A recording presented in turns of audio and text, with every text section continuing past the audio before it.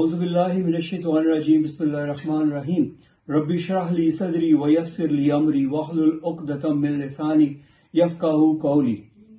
ہماری زندگی کے اندر بہت سارے ایسے ایونٹس آتے ہیں جن کو سیلیبریٹ کرنے کے لیے، جن کو منانے کے لیے ہم مختلف طرح کی تیاری کرتے ہیں۔ اگر کوئی ایونٹ چھوٹا ہو، کوئی مختصر ایونٹ ہو، کوئی مختصر موقع ہو، مثال کے طور پر ایک عقیقے کا موقع ہے، اس کی مناسبت سے، اس کے اندر آنے والے مہمانوں کی مناسبت سے ہم اس کا اہتمام کریں گے، اور اسی طریقے سے کوئی نکاح کا موقع ہے اور کوئی بڑا ایونٹ ہے تو اس کے لیے بڑا اہتمام کیا جاتا ہے۔ آج جس موقع کی، جس مہمان کی بات ہو رہی ہے وہ ہے رمضان المبارک۔ اور پھر ایک اور چیز دیکھی جائے کہ اگر ہم نے کسی مہمان کا استقبال کرنا ہے، اس کو ہم نے جو پروٹوکول دینا ہے، اس کے لیے جو ہم نے ٹرانسپورٹیشن کا بندوبست کرنا ہے، اس کے لیے ہم نے روڈ میپ جو تیار کرنا ہے، اس کا باقاعدہ طور پر اہتمام کرنا پڑتا ہے۔ بیرونی ممالک کے صدور آتے ہیں، ان کے لیے جب بندوبست کیا جاتا ہے، ان کا جب استقبال کرنا ہوتا ہے، ان سے متعلقہ جب معاملات کرنے ہوتے ہیں، تو کمپلیٹ جو ہے وہ ایک پلان دیا جاتا ہے کہ کس طرح سے وی آئی پی موومنٹ کے دوران ٹریفک کو کنٹرول کیا جائے گا، کس طرح سے سڑکوں کو صاف کیا جائے گا، کس طرح سے جہاں پہ آ کے انہوں نے ٹھہرنا ہے اس کے لیے انہی کے حساب سے بندوبست کیا جاتا ہے۔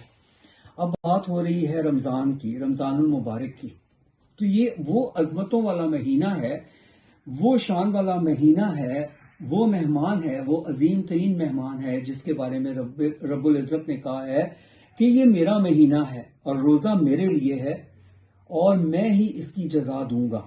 اب اس چیز سے اندازہ لگائیں کہ یہ کتنا بڑا ایونٹ ہونے جا رہا ہے، کتنا بڑا یہ مہمان آ رہا ہے کہ جس کی جو جزا بارے میں اللہ رب العزت یہ فرما رہے ہیں کہ اس کی جزا میں خود دوں گا کیونکہ روزہ میرے لیے ہے۔ اور پھر اس کی عظمت کا اندازہ اس بات سے لگائیں کہ اس عظیم مہینے کے اندر قرآن پاک کا نزول ہوا۔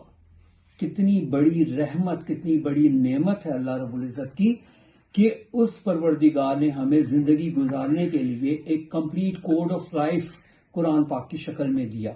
اگر قرآن کو زندگی سے نکال دیں تو کیا زندگی ہماری رہ جاتی ہے؟ جانور کی اور انسان کی زندگی میں کوئی فرق نہیں رہ جاتا۔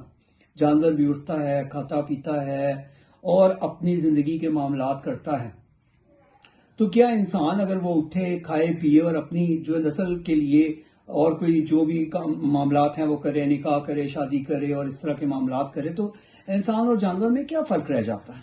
تو یہ قرآن ہی ہے جس نے ہمیں زندگی گزارنے کا طریقہ سکھایا۔ اللہ پاک قرآن پاک میں ارشاد فرماتا ہے اِنَّا أَنزَلْنَاهُ فِي لَيْلَةِ الْقَدْرِ۔ اب سوچیں کہ جس رات میں قرآن نازل ہو رہا ہے، جس ماہ میں قرآن پاک نازل ہو رہا ہے، اس کی عظمت کتنی بڑی ہے، تو وہ قرآن پاک کی عظمت پھر کتنی زیادہ ہوگی۔ ٹھیک ہے، وہی لانے والے فرشتوں کے سردار حضرت جبرائیل علیہ السلام، قرآن پاک نازل ہوا سردار الانبیاء حضرت محمد صلی اللہ علیہ وآلہ وسلم پر۔ تو اس چیز سے اندازہ کیا جا سکتا ہے کہ رمضان کی عظمت، رمضان کی فضیلت کتنی زیادہ ہے۔ اب اسی حساب سے، اسی طریقے سے ہم نے اس کا استقبال بھی کرنا ہے۔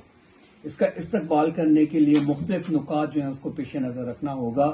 یہ صرف ایک جسمانی عبادت نہیں ہے، یہ روحانی عبادت بھی ہے، یہ سائیکولوجیکل عبادت بھی ہے۔ تو ہم اس کے جو ہیں تینوں پہلوؤں پر انشاءاللہ ساتھ ساتھ نظر دوڑائیں گے۔